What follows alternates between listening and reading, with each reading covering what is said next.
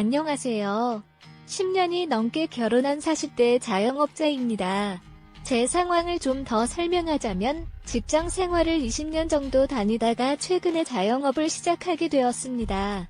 그리고 10살이나 어린 아내가 있습니다. 회사를 그만두면서 제 고향으로 내려와 과일 장사를 하기 시작했습니다.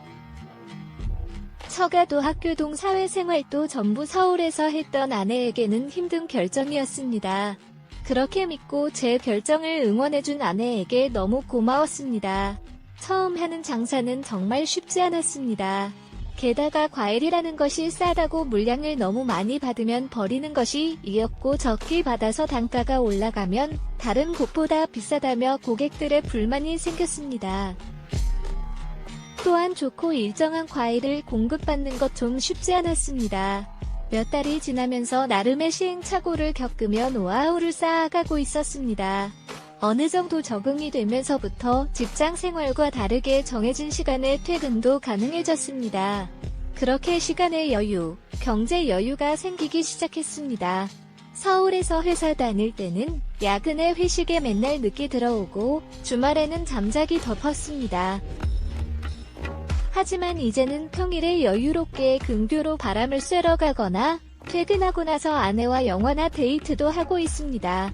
그리고 가끔은 고향 친구들과 마음 편히 만날 수 있다는 것이 좋았습니다.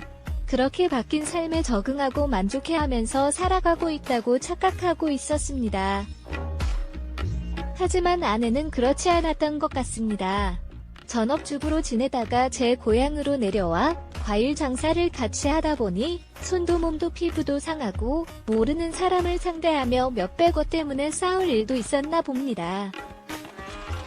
또한 SNS에서 보는 아직 싱글 친구들의 모습을 보면서 부러웠던 것 같습니다.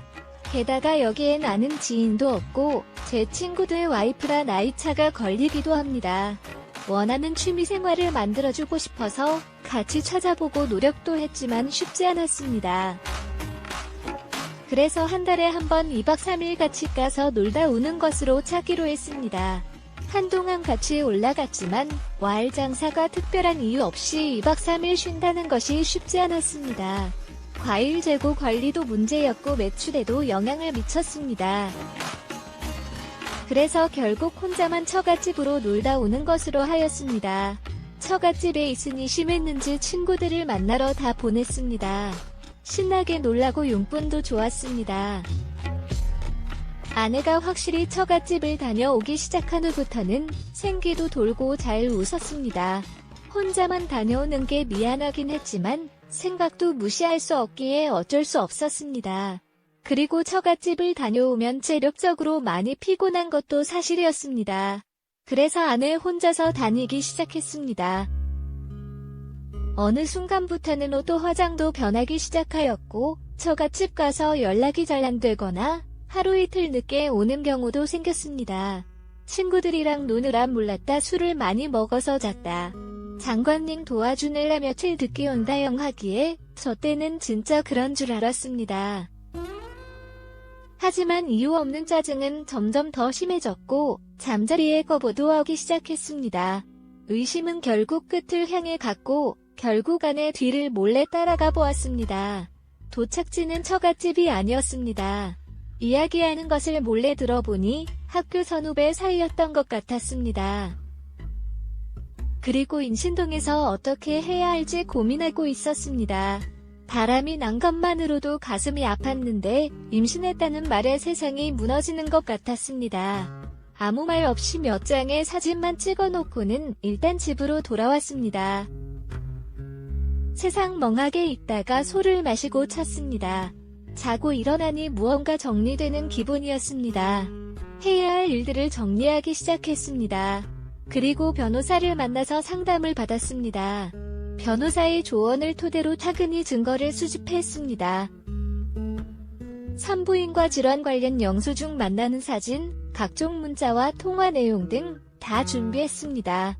완벽히 준비된 날 저녁에 아내에게 솔직하게 사과하면서 용서해주겠다고 하였지만 잘못한 거 없다며 말도 안 되는 걸로 사람을 떠보지 말라고 오히려 화를 내었습니다. 알겠습니다. 먼저 어제는 변호사와 이혼 소송상 간담 소송을 진행하기 전에 사과드리고자 하였습니다. 또한 부모님께서 남겨주신 집이 있는데 현재는 처갓집 식구들이 임대에 대한 대가를 지불하지 않은 채로 살고 있어 전세를 내놓지 않고 무단 점거 중입니다. 이에 대해 내용 증명을 보내어 제거해달라고 요청하였습니다. 또한 지금 살고 있는 집도 제 부모님께서 사주신 집인데 규제 서한이 있어 눈치를 채고 잘못된 점이 있다면 용서해달라고 장모님께 말씀드렸습니다. 어떤 일이 있더라도 용서를 구할 기회를 주어야 한다고 생각합니다. 하지만 제가 그런 기회를 제공했음에도 불구하고 거절하였으며 오히려 창피한 상황을 만들었다고 하였습니다. 이에 대해 저는 용서할 마음이 없으며 자식을 제 자식으로 받아줄 생각도 없습니다. 그리고 법대로 모든 것을 진행할 때 협조해달라고 요청하였습니다. 그랬더니 오히려 이제는 제게 바람의 원인이 있다며 큰 소리를 쳤습니다.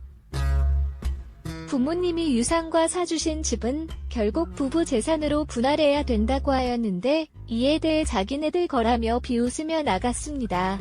이후 몇일 지난 후 아내는 불쌍한 표정을 지으면서 용서해달라고 하루 종일 무릎을 꿇고 있었습니다. 하지만 저는 요지부동이었고 결국 경찰을 불러서 끌어내었습니다. 현재는 이혼 소송과 3건 넘는 송무를 진행 중입니다. 부모님 유산으로 받은 집은 다른 사람들이 전세로 들어와 살고 있습니다. 변호사께서는 당신의 일은 성서로 끝날 것이며 걱정하지 않아도 된다. 모든 것이 잘 해결될 것이다. 라고 말씀하셨습니다.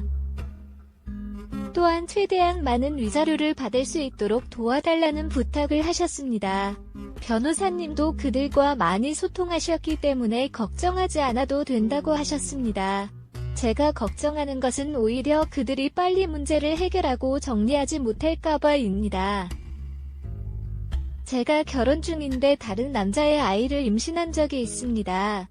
그럼에도 불구하고 사과 없이 뻔뻔하게 굴다가 경제적으로 압박을 받기 시작하면서 사과했는데 이 때문에 상대방이 더 실망했습니다. 오히려 처음부터 사과하지 않았다면 덜 실망했을지도 모릅니다. 마지막으로 제 이야기를 끝까지 읽어주셔서 감사합니다. 여러분도 조심하세요. 그리고 마지막 문장은 제대로 끝맺음을 하지 못한 것 같습니다. 문장의 의미가 불분명해서 수정할 수 없습니다.